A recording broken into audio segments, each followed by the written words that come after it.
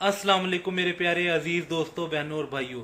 आप लोगों को पता है इंजीनियर मोहम्मद अली मिर्ज़ा साहब ने एक वाक़या जो देवबंदियों का था बहुत ज़्यादा मशहूर किया। उस वजह से देवबंदियत के ऊपर बहुत ज़्यादा असरात हुए और बहुत सारे लोग देवबंदियत छोड़ गए। उसका पार्ट टू आ गया है, मैं अभी आप लोगों को वो पार्ट टू भी दिखाता हूँ। लेकिन सबसे पहले पार्ट वन की थोड़ी सी झलकियाँ मेरे मुँह से सुन लें। पार्ट वन ये था कि देवबंदियों के दो बहुत मशहूर बड़े आलिम थे। एक का नाम था रशीद अहमद गंगोई और दूसरे का नाम था कासिम ननोतवी। अब ये दोनों एक दूसरे से इतनी मोहब्बत करते थे कि रशीद अहमद गंगोई ने कासिम ननोतवी को बाहर लोगों के सामने चरपाई पर लटाया और उनके सीने पर हाथ फेरा। तो कासिम ननोतवी ने कहा, मियाँ लोग क्या कहेंगे। तो रशीद अहमद गंगोई ने कहा, छोड़ो, लोगों को कहते हैं जो कहने दो।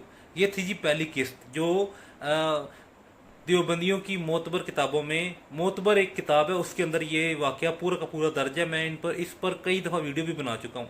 अच्छा, अब इसका पार्ट टू आ गया, यानी रशीद अहमद गंगोई और कासिम ननोतवी के किस्से का पार्ट टू आ गया, जो कि देवबंदियों की, फिर बता रहा हूँ, मोतबर किताब में लिखा हुआ है। तो आए सबसे पहले अब हम इंजीनियर के मुंह से सुनते हैं इसका पार्ट टू। आप भी इंजॉय करेंगे और आपको बहुत मज़ा आएगा कि देवबंदी फिरका है क्या। तो ये देखिए, टर्मिनेटर 2 मियाँ 2 आ रहा है। और ये भी नकल करने वाला जो बेवकूफ बकौल मुफ्ती साहब का बहुत बड़ा आलिम है, आशिक इलाही, किताब लिखते हैं कि जो रशीद अहमद गंगोई है, यानी जिन्होंने जबरदस्ती लटाया था साथ कासिम ननोतवी साहब को, अब वो उसकी हिकमत बता रहे हैं कि वो लटाया क्यों था, उसके बाद क्या निकला। वो रशीद अहमद गंगोई साहब ने फरमाया, मैंने एक बार ख्वाब देखा कि मौलवी मोहम्मद कासिम ननोतवी उरूस की सूरत में, यानी कि दुल्हन की सूरत में मौजूद है और मेरा उनसे निकाह हुआ है। हाँ जी, हाँ जी। मैं वो वाला मौलवी था, कहता कहो सुभान अल्लाह।